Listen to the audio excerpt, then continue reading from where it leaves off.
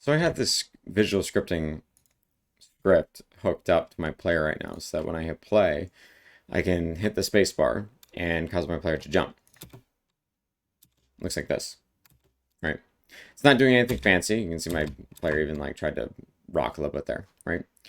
One of the other things that I want to hook up to, or that is pretty frequently that we want to respond to, is when objects collide with one another, right? So when my player touches the ground, if I wanted to do something.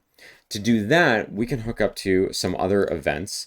So we already have the start event, which we're not doing anything with. We have an update event, which happens every single update of the game.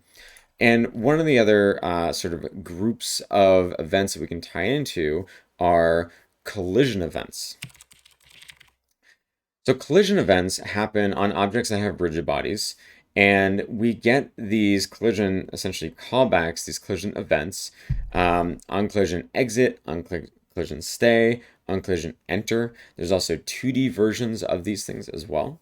We're going to take a look at on collision enter. On collision enter happens every time that this object touches something else. So it only happens the first update as soon as two objects touch.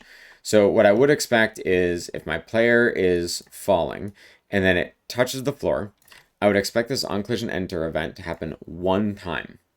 And then later, if I stop touching the floor and then touch it again, it would happen one time. There's another event that we looked at just a second ago, which is on collision stay. This happens like every single update while the two objects are touching each other. So as long as my player is touching the floor or touching another object, I will always get this on collision stay.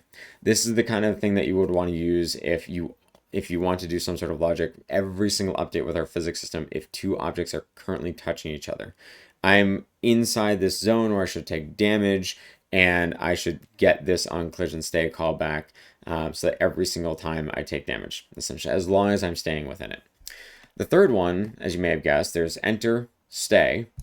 And the third one that we'll take a look at real quick is exit.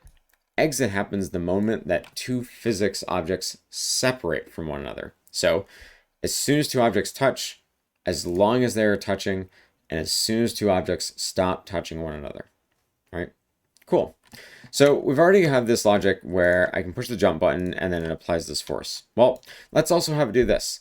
When I touch another object, I'm also going to have it apply the force.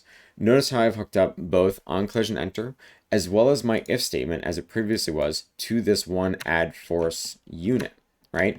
This is one of the great things about the visual scripting language is we can sort of make these multiple connections. So when on collision enter happens, it should follow this flow and apply this force to my player, right? We can see this on collision enter gives us a bunch of other information as well, which collider caused us to this collision event to happen, contact points, essentially the amount of force that these like objects touched each other with. These are all data ports, so it's information that we could do logic with, but it's not required that we do. Let's take a look and see what happens now. So every time I touch something, I'm going to apply a force to the player.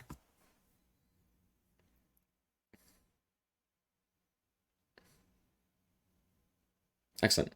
And check it out. So every time I touch the floor, it's going to go ahead and just apply a force to that cube.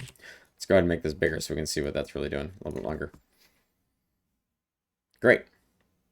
So this thing sort of just bounces in place, right? And you can also see down here inside of this, inside of the graph, that this on collision enter is getting fired off, followed by this add velocity,